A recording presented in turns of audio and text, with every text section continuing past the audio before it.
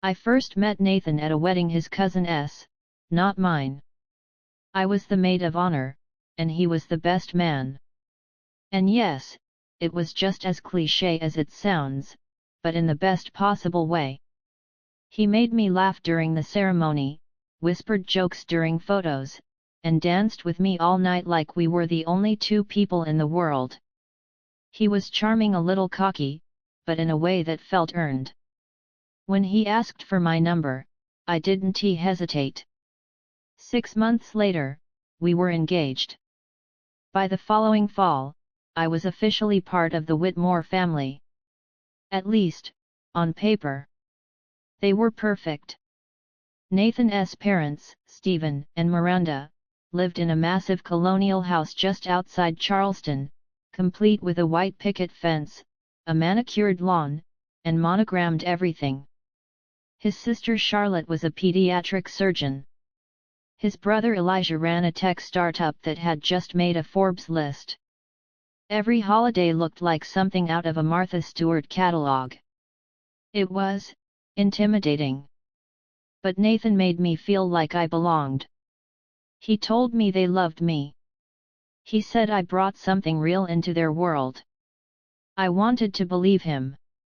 The first time I felt something was off was Easter dinner.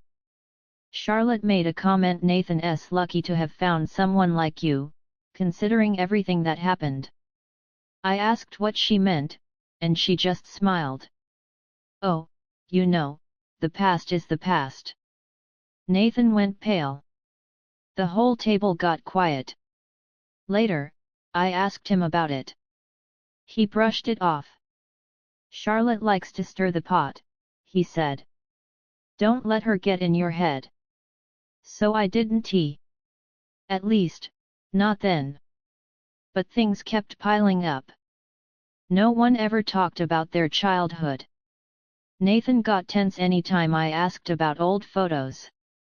There was this giant family portrait in the hallway, taken sometime in the 90s, but one figure had clearly been cropped out. When I asked Miranda who it was, she smiled and said, "Oh, just an old friend." It didn't feel like a friend. The more time I spent there, the more I felt it, that sense of something just under the surface. Like we were all pretending to be in a different story than the one that had actually happened. Then came the attic. One night, we were staying at Stephen and Miranda's for the weekend. I went looking for extra blankets. The guest room was freezing. The attic door was slightly ajar. That was weird. Miranda was meticulous. Everything was labeled, locked, cleaned. I pushed the door open. Climbed the creaky stairs. Started digging through boxes. One was labeled Summer 1998. For some reason, that made me pause. That was the year Nathan turned 13. Something about it felt important. I opened the box. Photo albums. Newspaper clippings. A high school yearbook. And a journal. A red, leather-bound journal with the name Mara on the inside cover. The entries started in June 1998. They were raw. Emotional. Scared. Mara wrote about feeling isolated. About someone named Eli watching her from the woods.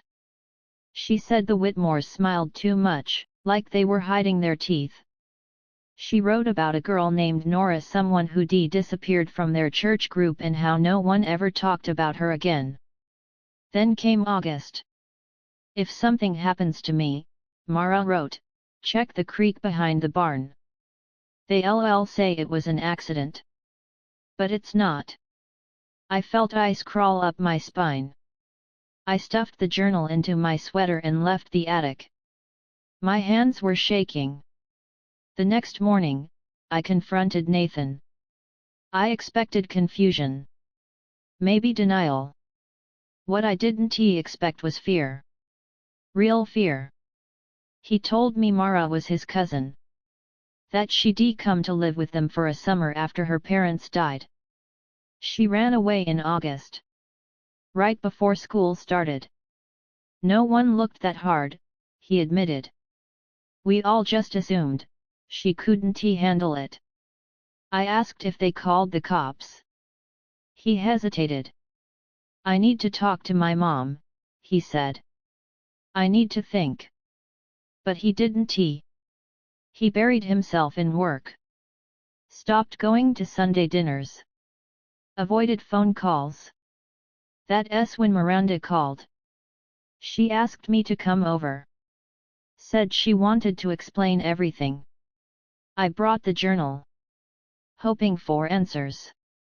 What I got was a warning. She poured me tea. Looked me in the eyes. Some stories are better left untold, sweetheart.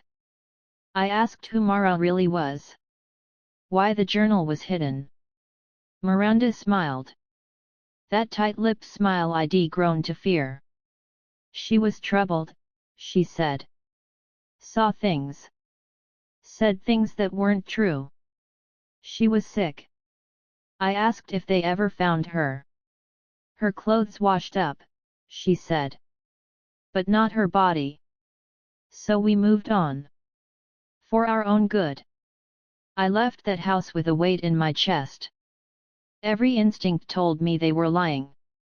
And I couldn't ignore it anymore.